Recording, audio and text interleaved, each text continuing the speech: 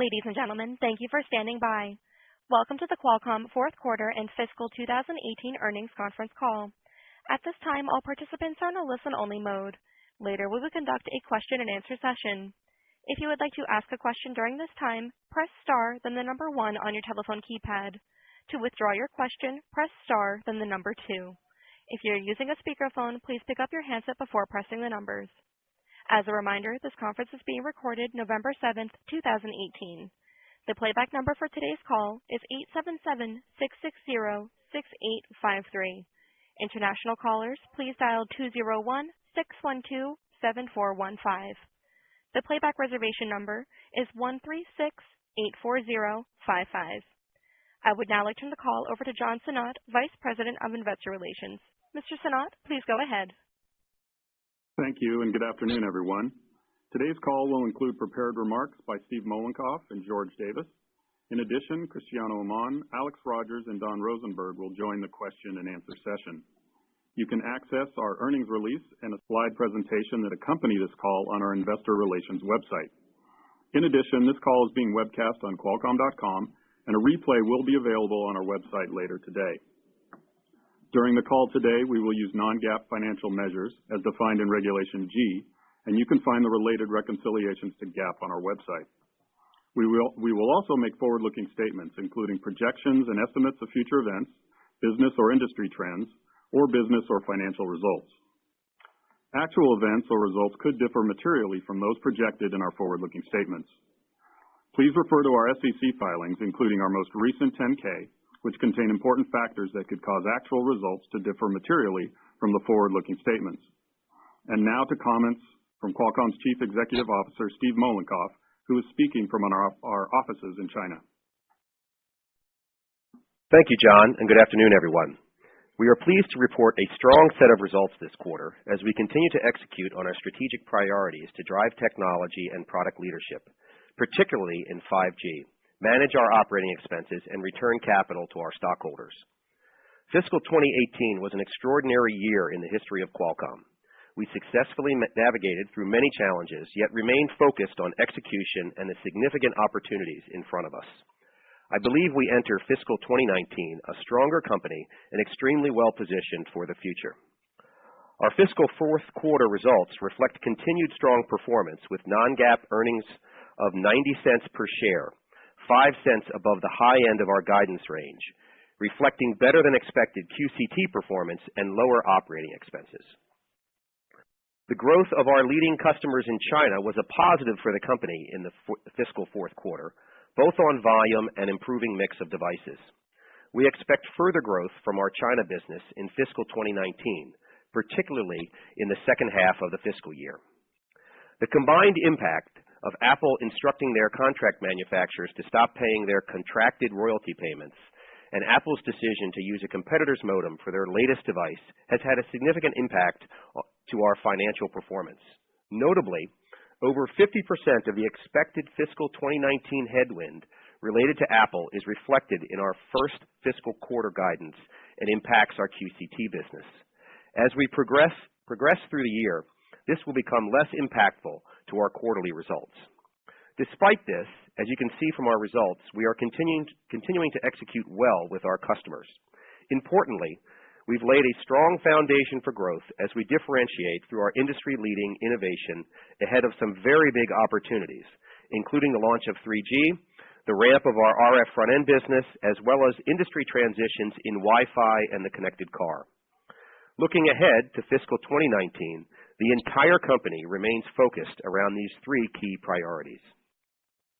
Priority number 1 is to drive the transition to 5G. When the world is introduced to 5G early next year, we believe we will be the technology partner in nearly all the commercial launches around the world. This position is no small accomplishment.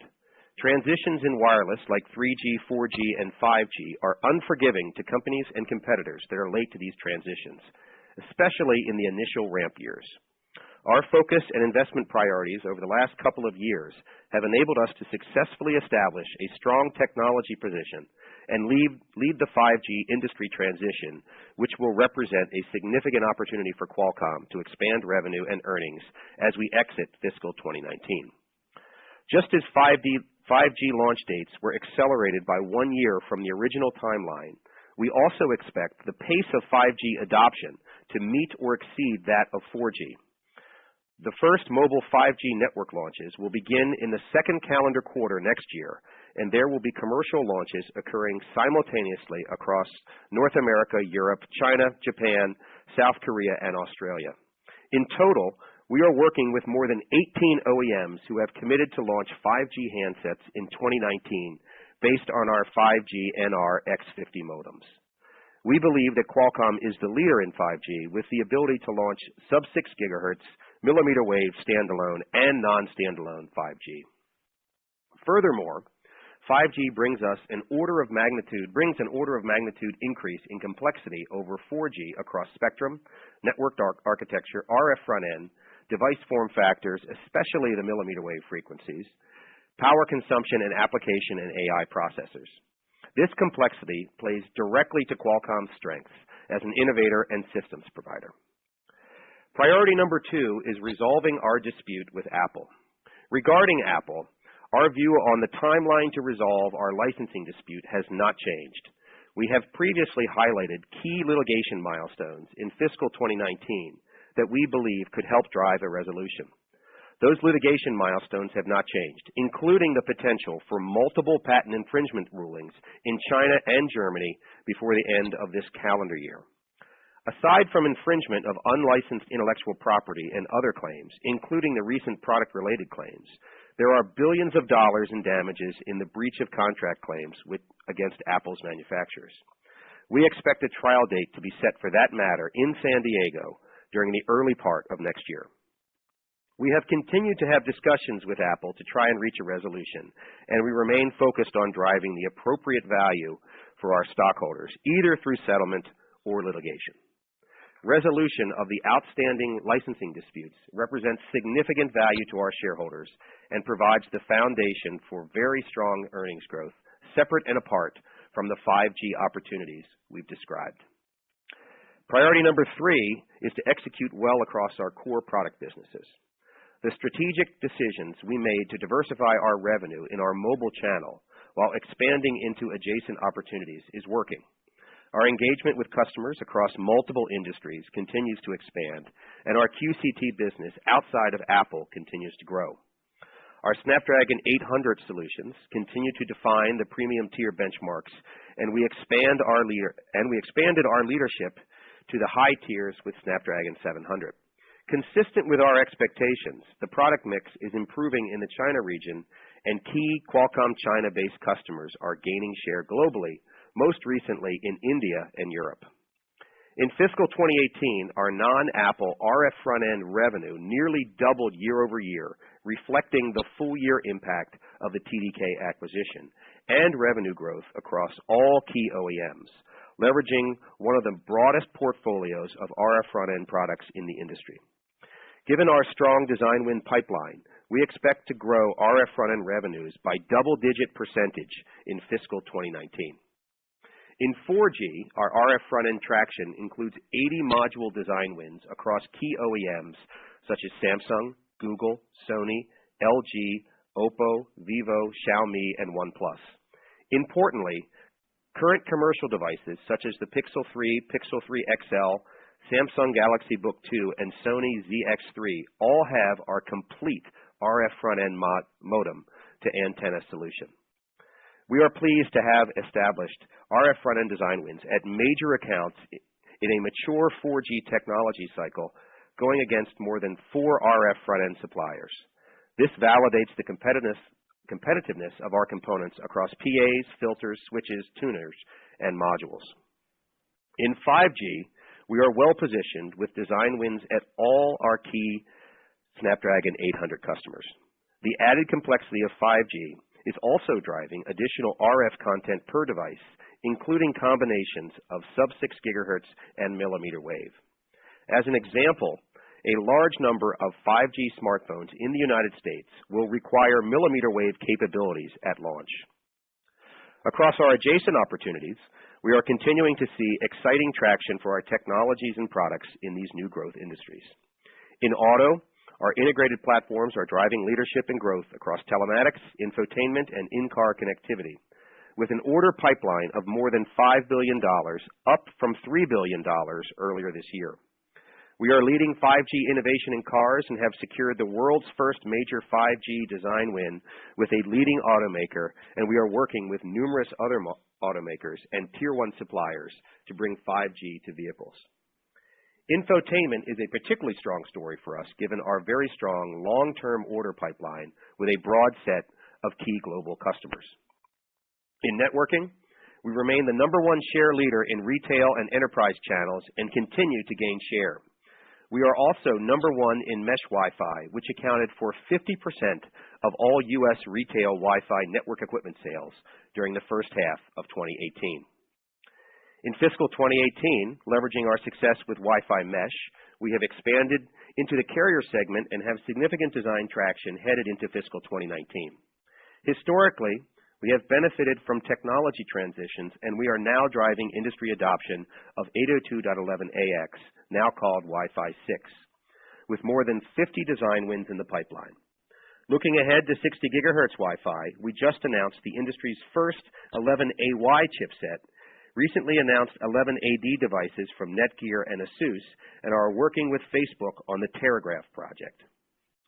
Turning to QTL, fiscal 2018 results were impacted by the disputes with Apple and its contract manufacturers, as well as the other licensee. However, global 3G, 4G device trends were favorable, driven by strong trends in average selling prices. Our number of 5G licensing agreements is growing, with more than 20 agreements signed to date based on our previously announced 5G licensing framework, including Meizu and Motorola Lenovo, and we have significantly more manufacturers in discussions for 5G agreements and amendments, positioning QTL for stability as the 5G transition gains momentum. On regulatory matters, we are pleased to announce in August that we reached a court-approved settlement with the Taiwan FTC. As a result, the underlying decision was revoked and replaced by the terms of the resolution. Regarding the U.S. FTC, we continue our discussions to work toward a resolution outside of the current litigation. Yesterday, the court issued a ruling in the case regarding licensing practices of certain standards organizations. This is a partial summary judgment ruling on one of the issues, and a full trial is still to come next year. In our view, the ruling is incorrect. In addition to the product and technology actions I have discussed, we are driving operating leverage into our business by delivering on our operating expense commitments. With the potential resolution of our dispute with Apple in front of us, we believe there is a very substantial opportunity to grow value for our stockholders that is incremental to the strength of the current business. The combination of these elements leaves us well positioned to drive stockholder value throughout fiscal 2019 and beyond. Finally, I want to thank our employees for their hard work and focused execution throughout the past year. Our team has made great progress on our important strategic objectives, and we are extremely well positioned for the upcoming transition to 5G and to grow into the many exciting new industries that are adding our leading-edge technologies to their products in fiscal 2019 and beyond. I would now like to turn the call over to George. Thank you, Steve, and good afternoon, everyone. I will begin with comments on our fiscal fourth quarter and 2018 results, followed by our fiscal first quarter of 2019 guidance and some additional perspective on 2019 overall. In our fiscal fourth quarter, results were strong with revenues of $5.8 billion, above the midpoint of our guidance range, and non-GAAP EPS of 90 cents, above the high end of our prior guidance range. Revenues benefited primarily from stronger than expected demand for chips from Chinese customers. Non-GAAP EPS results exceeded the midpoint of our guidance by 10 cents. 6 cents of that impact was driven by operating performance in QCT and QTL and from lower operating expenses. The remaining 4 cents was driven by favorable tax impacts and lower share count from our repurchase activity. QCT delivered revenues of $4.6 billion and an EBT margin of 17%, driven by strength in MSM chip shipments of 232 million, above the high end of our guidance range, on stronger than expected demand from Chinese OEMs. In QTL, revenues were $1.14 billion, in line with the midpoint of our guidance range, and EBT margin was 65%, better than expected, reflecting lower operating expenses, largely from litigation spending. We also recognized $100 million of revenue from the other licensee in dispute under the interim agreement. In our fiscal fourth quarter, non-GAAP combined R&D and SG&A expenses were down 1% sequentially on cost reduction actions and lower than expected excess litigation expense, more than offsetting the impact of an extra week of operations in the fiscal fourth quarter. Our non-GAAP tax rate was a 1% benefit in the quarter, lower than our prior expectations, reflecting a modest benefit related to tax restructuring completed in the quarter. Now, turning to fiscal 2018. Non-GAAP revenues for the year were $22.7 billion, and non-GAAP earnings per share were $3.69. We returned $26 billion to stockholders in fiscal 2018, including approximately $3.5 billion of cash dividends paid, an increase of 7% year over year, and $22.6 billion in share repurchases, largely via our accelerated programs, including a $5.1 billion Dutch auction and a $16 billion ASR. In terms of average price realized under the ASR, that will be based on ratable pricing over the term of the ASRs, which will run through August 2019. Turning to 3G, 4G devices, for calendar year 2018, we continue to forecast approximately 1.8 to 1.9 billion 3G, 4G device shipments, growth of approximately 5% year over year at the midpoint. Our forecast for handset unit shipment growth in the year is approximately 100 million units lower than our forecast at the outset of the year on lower demand in both developed and emerging regions, particularly in China. Global device sales have been less impacted as global handset ASPs have been better than expected, growing more than 10% year over year in fiscal 2018.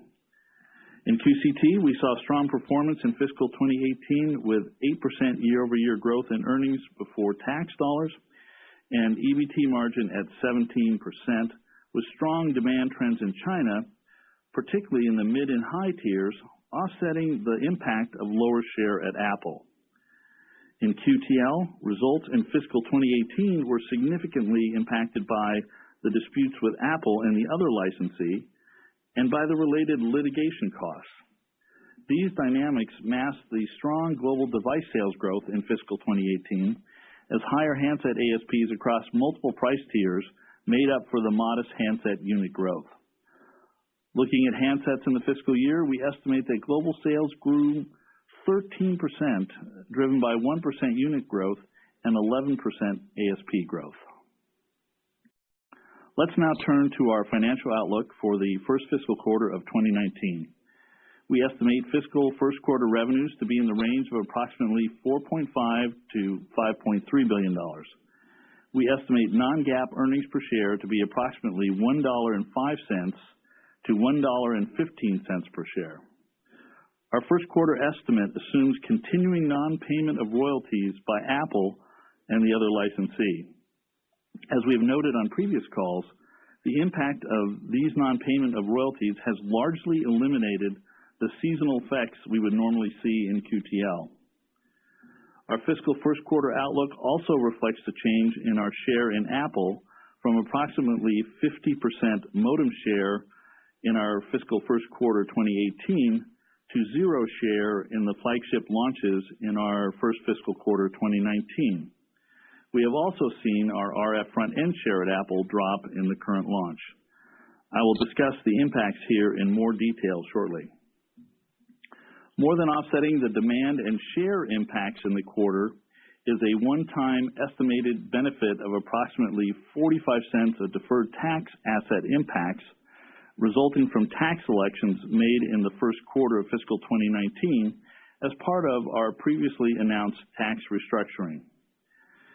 We anticipate fiscal first quarter non-GAAP combined R&D and SG&A expenses to to be down approximately 5 to 7% sequentially, primarily reflecting one less week of operations. Our cost management efforts will be somewhat muted in the quarter due to timing of certain divestitures expected to be completed later in the fiscal year. In QTL, we expect revenues of $1 billion to $1.1 billion in the fiscal first quarter. As a reminder, we are adopting Revenue Accounting Standard 606 in the first quarter, which results in us moving from reporting QTL revenue in arrears to estimating revenues in the period our licensees sell their products. ASC 606 requires us to report revenue in a manner that will include an estimate of our QTL royalty revenues before all information is received from our licensees. This will lead to quarterly true-ups against reported numbers. Despite the change in revenue recognition method, we continue to expect revenues to range between $1 and $1.1 billion quarterly in the near term as we see more muted seasonality on the absence of Apple licensing revenues. This range also excludes any payments from the other licensee in dispute under the $700 million interim agreement signed in fiscal 2018. As a reminder, the final $100 million payment received under that interim agreement is being taken to retained earnings and not reported in the P&L as a result of the transition to ASC 606. We expect fiscal first quarter QTL EBT margin to be approximately 53% to 57%, lower sequentially, reflecting the absence of the $100 million interim payment and a change in R&D cost allocations, which I will discuss shortly. In QCT, we expect approximately 175 million to 195 million MSM chip shipments for the fiscal first quarter, down 20% sequentially at the midpoint, which is a result of one less week in the quarter, lower Apple legacy shipments, and lower demand from China on weaker sell-through following very strong demand in fiscal Q4. Year over year in the first fiscal quarter, we see a large decrease in units, which is fully explained from both a unit and EBT basis by the loss of share in the new Apple devices. We expect the Apple share reduction to be most impactful in our fiscal first quarter. In fiscal 2018, Q1 units represented approximately 50% of the full year MSM orders from Apple. Compared to the same quarter last year, Apple volumes are expected to be down 50 to 55 million units. We expect QCT EBT margin to be between 13% to 15% in the quarter, reflecting the lower MSM volumes and the impact from a lower mix of modem sales. We expect a recovery to high teens percentage in the second half of the fiscal year on improved product mix, the initial 5G launches, growth in adjacencies, and the impact of cost actions.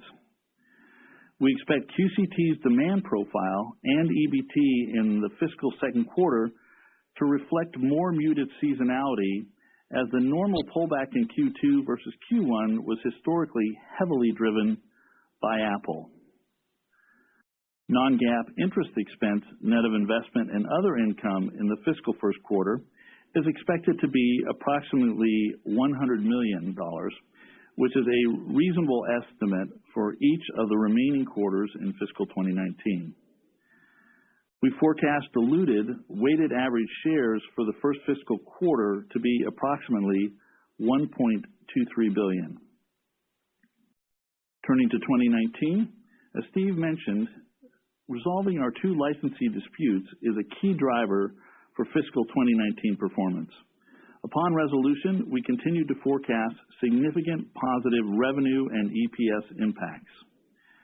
For calendar year 2019 3G, 4G, 5G device shipments, we are estimating approximately 1.9 billion to 2 billion units, up approximately 5% at the midpoint, reflecting low single-digit handset growth driven primarily by migrations to 3G and 4G in emerging regions, and strong double-digit growth for non-handsets.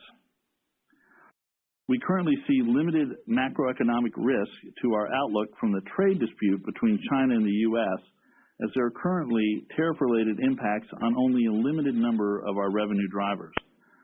For Chinese imports to the U.S., some networking products will be subject to U.S. tariffs, potentially impacting end market demand if the incremental cost is passed to consumers. Cellular phones at present are not currently subject to U.S. tariffs, and for U.S. imports to China, ICs are not currently on the China tariff list. In fiscal 2019, we expect relatively flat global handset average selling prices and low to mid-single-digit percentage handset sales growth year over year, with strength coming from the emerging regions, providing solid end market trends for QTL once the licensing disputes are resolved. We are making some changes with respect to our allocation of certain technology items, predominantly in our corporate R&D spending. With the commercialization of 5G devices in 2019, the spend for device development will be reflected in QCT consistent with past practice, and the technology development currently in corporate will largely be reflected in QTL. Also moving into QTL is a minority share of some IP technology items previously shown in QCT, but which are related to future technology. The net effect of these changes will be decreased spend in our corporate expenses by approximately $500 million and an increase in QTL expenses of approximately the same amount. The increases and decreases in these R&D changes are solely related to location of reporting in the segments and are not related to the cost reduction program. The cost program remains on track to deliver $1 billion in savings from our $7.4 billion baseline spend. At present, we are trending somewhat above the $6.4 billion run rate as excess litigation expenses have increased relative to the baseline. However, we are on track to deliver the $1 billion in operating savings and expect additional savings post-licensing resolution as litigation costs will come down significantly. We expect the net effects of the cost reduction in corporate and other, plus the change in corporate R&D expense allocation and increased interest expense to result in savings of approximately $300 million in our other segment outside of our core businesses in fiscal 2019.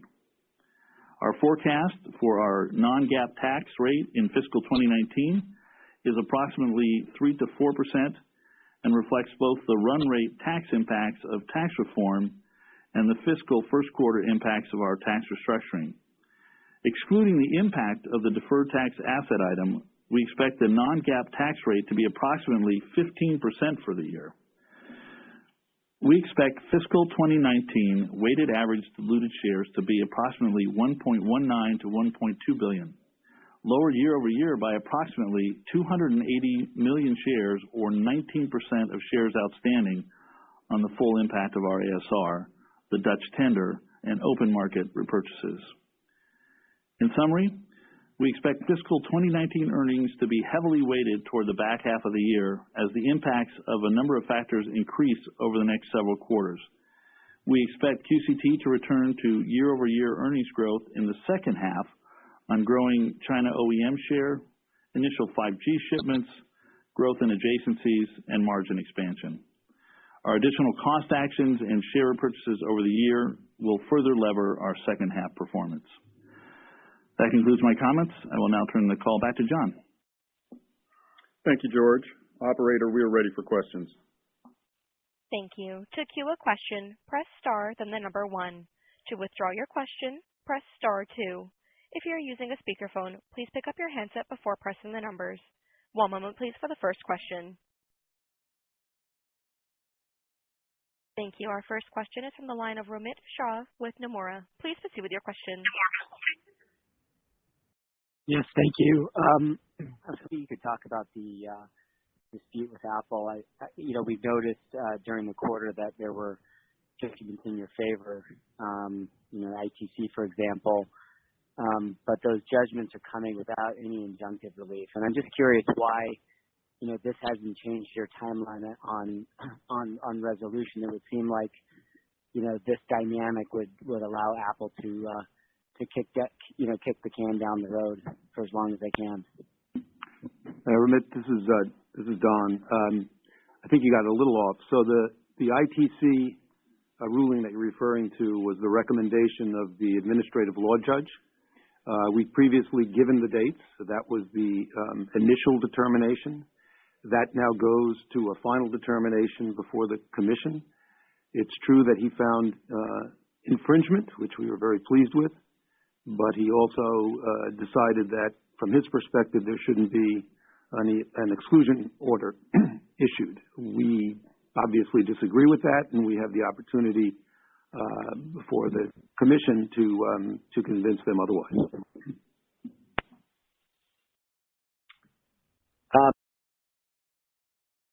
In China, what do you expect? Do you think it's going to play out like it has in the U.S., or do you think there could be more punitive actions towards Apple? Yeah, sorry, your first part of your question, I think, was in China. You're asking about our actions in China? Well, just the process in China and how that might compare to what we've seen so far here in the U.S. Sure. So I think I've said in the past, we've got over 20 patent infringement cases in multiple jurisdictions in China where the IP courts have shown to be very good at protecting intellectual property rights and issuing, in many cases, injunctions. And so we continue to press those cases, and we remain optimistic about the results of those. We've also, I should say, gone through multiple reviews of the validity of our patents that are at issue in those cases, and we have won all but one, I believe. So there are many validity findings already through the SIPO, the Chinese Intellectual Property Office. Thank you. Our next question is from the line of Mike Walkley with Canaccord Genuity. Please proceed with your question. Great, thanks. George, just wonder if you could walk us through some of the changes in your guidance. Earlier in the year when Broadcom was trying to buy you, you shared some financial targets for fiscal 19. Now you've given us some start-of guidance for the year that's going to be lower than those targets. Can you just maybe walk us through some of the things that might have changed, whether it's higher legal costs, weaker smartphone market, maybe less of a buyback given the timing of NXP. Can you help us kind of reconcile your guidance relative to the one earlier in the year? Thank you.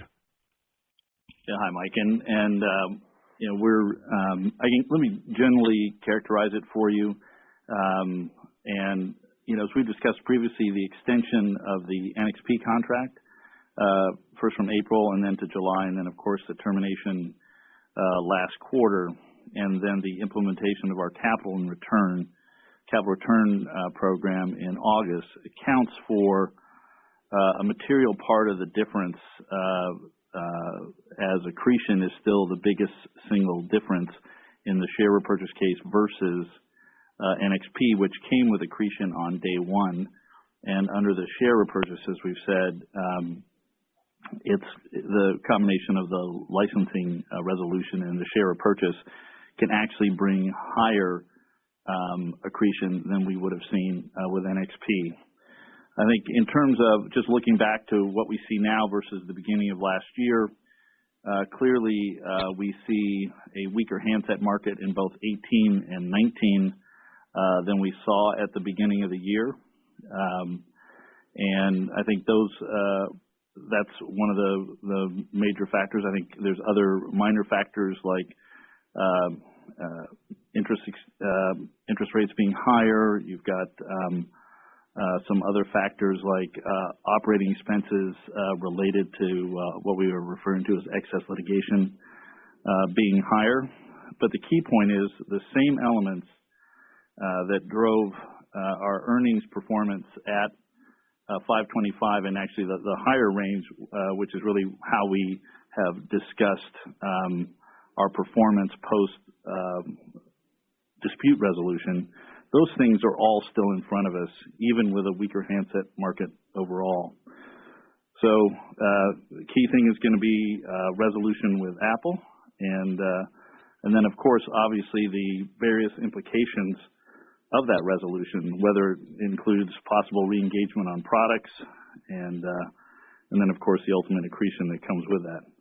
We also see, quite frankly, 5G, which ramps in 20 and 21, is providing further underpinning to that strong earnings potential. Great. Thank you. Thank you. The next question is from the line of Tim Long with BMO Capital Markets. Please proceed with your question. Thank you. Yeah, if I could just go back to Don. You mentioned or maybe Steve mentioned in the initial remarks about the FTC complaint and not the initial decision and not agreeing with it. Could you just talk a little bit, just a few of the questions I had. One, I thought Qualcomm had previously been licensing to modem suppliers since they're shipping in the market.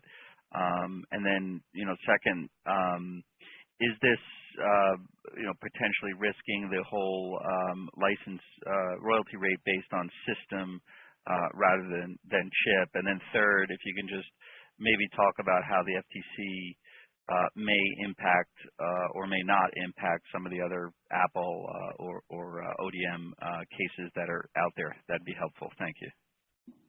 Yeah, sure. So the first, let me go back to the order. The first question was with respect to, the modem was the third question, wasn't it? Thank you. Yeah, with respect to the ITC. No, I think it was the FTC. Sorry. Well, the FTC. Yeah, could you go ahead and repeat the question so we can make sure we get the proper answer? Sure, with the FTC. Yeah, were you previously licensing to modem suppliers since they are selling in the market? What's the impact of a potential decision on chip level versus device level? And then what's the relationship with this case potentially and anything with Apple or the other ODMs?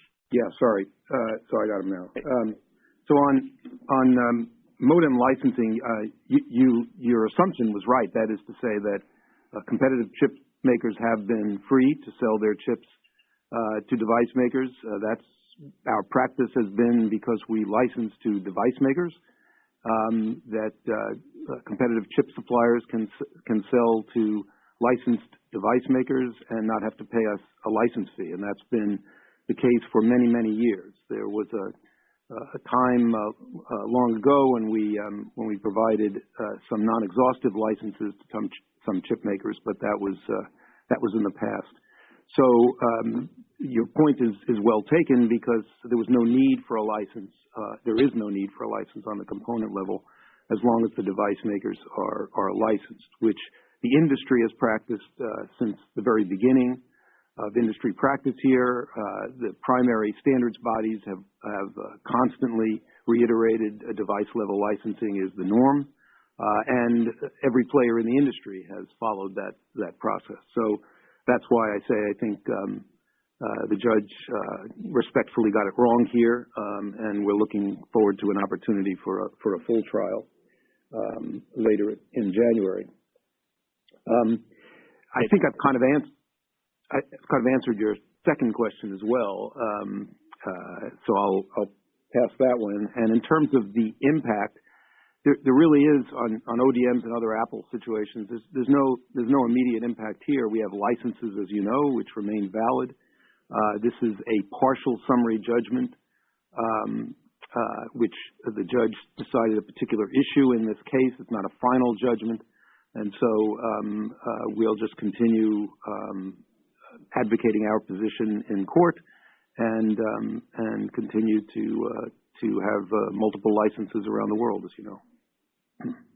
Okay, thank you. Hey, Tim, this is Alex. I'm calling in remotely. Let me just jump in very quickly. On the royalty rate issue, one of the things I think is important to remember is that our licensing program with respect to essential patents and cellular is really properly valued at the system level and at the device level. And so the value of this intellectual property is realized at that level, and that doesn't change by virtue of this particular partial summary judgment ruling. The other thing I think is important to keep in mind is that we've dealt with similar issues like this before, for example, in the TFTC matter, and we found a way to resolve it there that's not in a way that's not disruptive to the licensing business and satisfactory to the TFTC, obviously. So I just wanted to add a couple of those additional points. Okay, thanks for the extra color. Yeah, this is Steve. Also, I would just add, in all of the, I would say the legal detail, I want to make sure the point is not lost. That really our focus here in the near term is really how do we settle the FTC case. It's been public that we've had some discussions in that regard, and that's really where the focus is right now. And there's nothing really in that order that we think complicates that or keeps us from doing that. And in the meantime, we're really not compelled to do anything differently with the business. But that's really where the focus is. Hopefully that isn't lost in the discussion as well. Okay, thank you. Thank you. The next question is coming from the line of Amit Daryanani with RBC Capital Markets. Please proceed with your question. Yep, thank you. I have two as well. I guess first up, to get towards a high teens operating margin target for QCT, what sort of MSM unit expectations do you have in the back half of this year? I'm just trying to understand, to go from low teens to high teens, how much of this is going to be volume driven versus some of the cost takeout benefits that you guys are already implementing? That would be helpful. And then the second question, I think ahead of the FTC, ahead of the judge giving you this preliminary judgment, I think Qualcomm and FTC had asked for a 30-day deferral to reach some sort of settlement.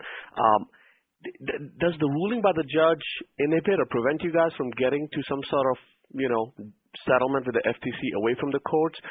And is that a likely option over the next 6 to 9 months for you guys? Thank you.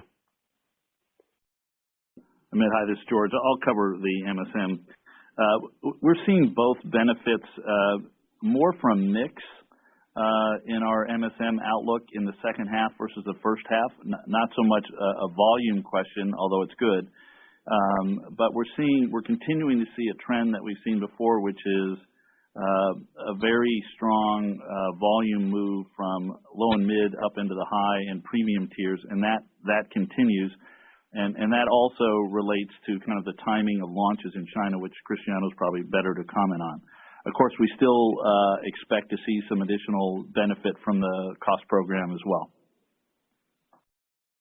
Maybe I'll just make a small comment and hand over to, I think, Don on the FTC question.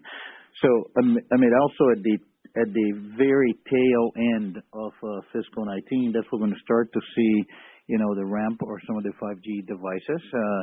And it's a meaningful volume in fiscal 20, but the initial launches will also happen at the very end of 2019 fiscal for us. Thank you.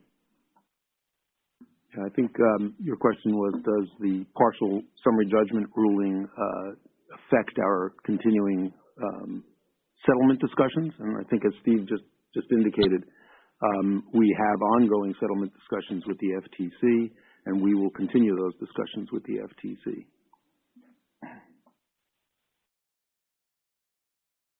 Thank you. The next question is coming from the line of Stacy Raskin with Bernstein Research. Please proceed with your question. Hi, guys. Thanks for taking my questions. I'd like to know why you're including a discrete tax benefit in your Q1 non-GAAP earnings. Did you know it was there when you gave the guidance for 2019 last year? And does that benefit 45 cents go toward the 525 EPS target that your compensation is based on? And if so, why is that fair?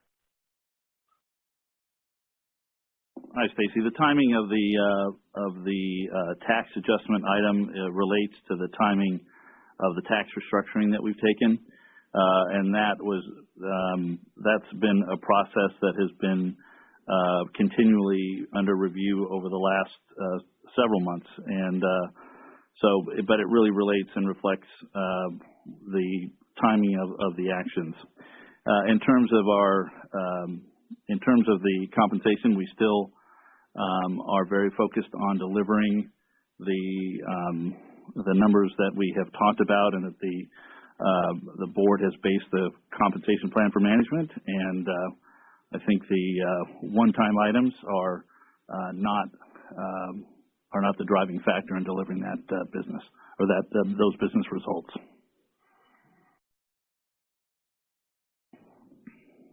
Thank you. Our next question is coming from the line of Brett Simpson with Arete Research. Please proceed with your question. Yeah, thanks very much.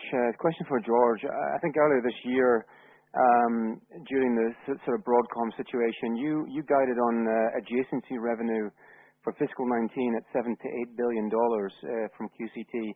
Can you give us an update on this? I mean, just give us some sense as to what the December quarter looks like for adjacencies and how you see fiscal 19 now playing out. And maybe, George, can you give us some insights in terms of QCT sales overall for fiscal 19? Just keen, now you've given some guidance for December quarter, why we can't get a revenue guide overall for fiscal 19 for QCT. Thank you. So adjacencies, when we look at the previous forecast, probably the biggest difference is we've seen slower adjacent growth in 18 than we had forecasted. We start to see recovery to that growth rate in 19. We also have seen our RF front end business, which had an Apple component, which was in that forecast, has all of that business has moved away from our front end group. Despite that, absent that, there's been strong growth outside of Apple. In terms of the mix, though, as we've seen some of the favorable business trends that Steve talked about, not only in the WIN area, but in the IoT and in auto, we're actually seeing far less margin EBT impact from the slower growth than what we had forecasted, as opposed to what we saw in 18. With respect to guidance on revenue, our practice, consistent with really what the rest of the industry does, is to give a quarter out.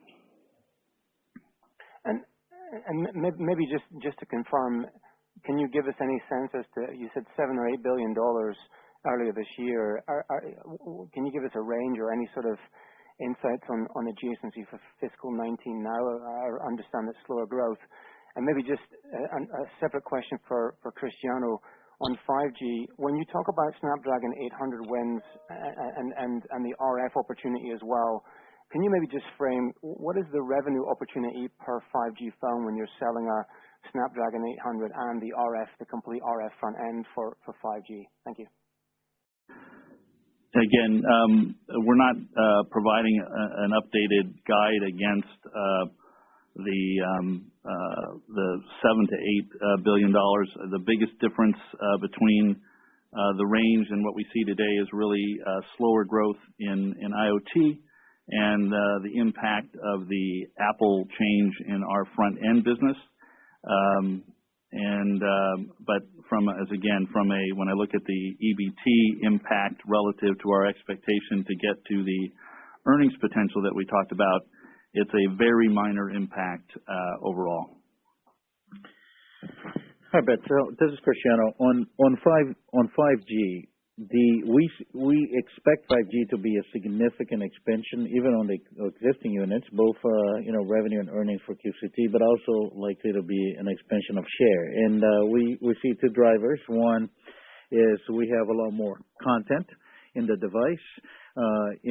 Besides the performance of a premium tier application processor and the 5G modem, we also have high traction on the RF front-end design, including the incremental value you get from millimeter wave modules, which is going to be very important. Certain markets, for example, the United States, will require millimeter wave.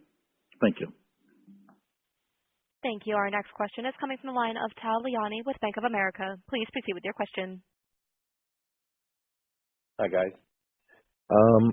You gave guidance before for expense cut of $1 billion. Can you discuss the linearity? Should we expect a drop in expenses early in the year, or is it going to be kind of even throughout the year? That's for modeling purpose. Second, your guidance for next quarter for MSM shipments was lower than my expectations. I believe I'm in line with the street. Can you discuss the areas of strength and the areas of weakness as you see it next quarter? And how do you refer to the reports about global weakness in demand for smartphones? Thanks. Great. So on the operating expense linearity, we expect to continue to see operating expenses coming down over the year, and more in the back half than we would normally see in a cost reduction program, just because of the timing of some of the divestitures that are a part of it, but not a key and driving part of it. The other part is just the timing of some roadmap items and when it made sense to take certain actions. So overall, we're very confident that we're on track for that. In terms of the MSM share, maybe I'll just comment on the big deltas. I think the year-over-year is in some ways most instructive, because that's where you really see the Apple effect. And we're down in the first quarter 55 million units versus where we were last year in the same quarter with Apple. And that's really the effect of zero share. One of the things that I think has made that the impact of that harder to see is that in 2018 we saw very strong demand increase in China, and at the same time the mix of that demand improve in the high and premium tier. And so the impact of going from 100 to 50% share last year was really addressed by the growth of the non-Apple business. Obviously, this quarter we don't have that same benefit. So you're seeing a front-loaded, which is how Apple ordered last year, and so comparatively a front-loaded Apple environment that we're not participating in. Maybe I just want to add one thing. This is Cristiano Tal. So if you remove the Apple effect, the seasonality we see in 2019 is very similar to what we saw in 2018. And I think, as George outlined, when you look at on the MSM, shipments versus street, if you look at because as George said, Apple front loaded 50 to 55 million units, you see that the strength for the MSM is still with the growth on the non-Apple business, and that's why we're going to continue to see that as we go to the second half when we don't have that Apple impact anymore. Thank you. Our next question is from the line of Timothy Arcuri with UBS. Please proceed with your question. Hi, I had two. George, so just going back to the guidance for fiscal 2019, so is the apples-to-apples number now $4.80 versus the original $5.25 baseline? Is that right?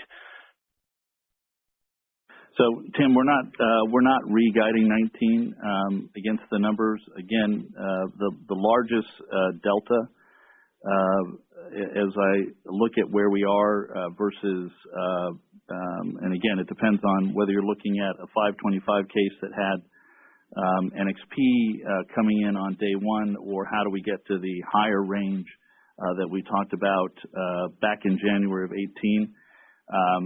It comes down to, again, the largest part of that being the timing effect of when the share repurchase activity started, and also the impact of getting the accretion that comes with a resolution, which then I think we're in a much stronger position.